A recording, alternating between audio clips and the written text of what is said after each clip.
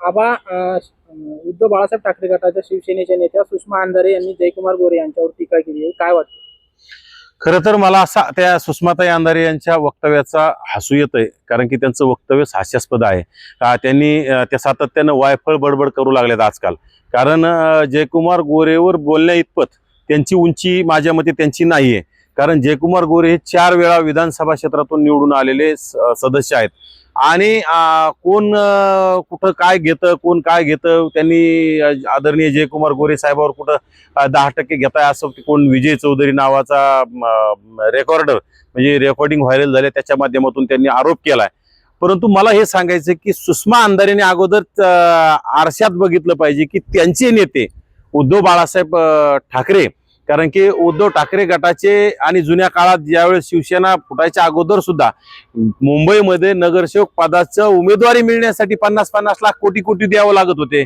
मग आपल्या नेत्याला तुम्ही हे प्रश्न विचारणार का? आपल्या नेत्याला कधी जाब विचारणार? फक्त दुसऱ्यांना. आणि खरं तर शिवसेना हा पक्ष उद्धव बाळासाहेब ठाकरे हा गेल्या अनेक वर्षांपासून उद्धव बाळासाहेब ठाकरे पक्ष होण्याच्या अगोदरच जी ज्यावेळेस मूळ शिवसेना आहे ती आगरी, भंडारी, कोळी, माळी, धनगर, वंजारी, बंजारा, सुतार, सोनार, लोहार ह्या लोकांच्या जीवावर शिवसेना सत्तेत गेली. परंतु सत्तेत गेल्याच्या नंतर त्यांनी सपशेल ह्या लोकांना सोडून दिलं आणि तिथं कुठं ब्राह्मणाला मुख्यमंत्री करण्याला पुढाकार घेतला, कुठंतरी त्यांनी मराठा समाजाचा मुख्यमंत्री केला. म्हणून त्यांच्या पक्षावर अवकाळ आल्यात.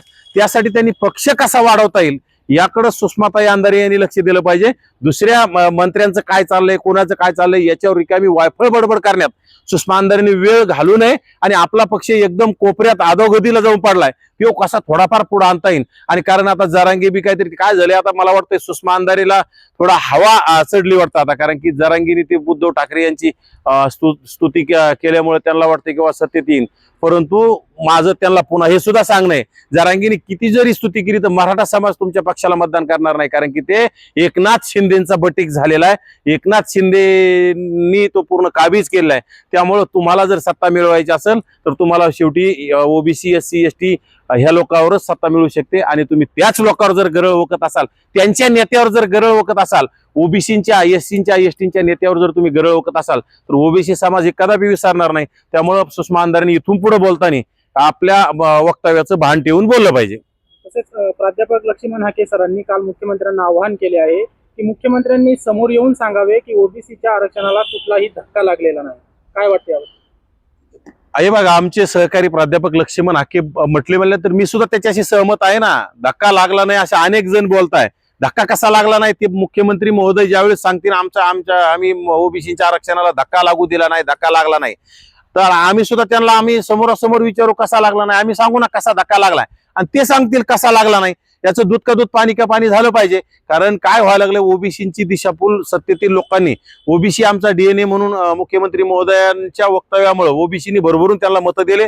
एक मायक्रो समाजातला, एक छोट्या समाजातला तरुण आणि अभ्यासू तरुण मुख्यमंत्री होतो याचा आम्हाला आनंद वाटला ओबीसीना.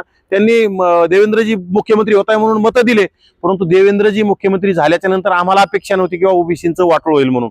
परंतु सातत्यानं एकनाथ शिंदेच्या माध्यमातून असेल, तुमचा प्रसाद लाड झाडू पोचा करणारा भाजपचा आमदार आणि तो एकनाथ शिंदेचा मंत्री उदय सामंत, ह्या लोकांना त्यांनी आवर घातला पाहिजे. खरं तर ह्या लोकांच्या माध्यमातून जरांगेचं आंदोलन सातत्यानं मोठं करायचं, जरांगेला रसद द्यायची.